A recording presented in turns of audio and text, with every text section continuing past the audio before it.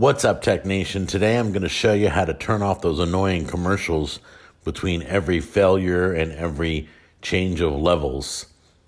As you can see here, we're showing you that there is a commercial right after this level of roll the ball.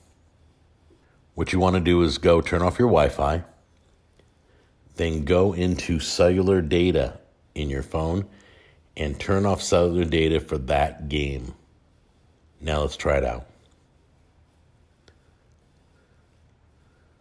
There you go. Finish the level, and there is no commercial to the next level. Let's try it on the first game that I learned it on, this little trick. Let me finish this level, and it goes into the next level. Perfect. No commercials. And that's how you turn off commercials on all your mobile games.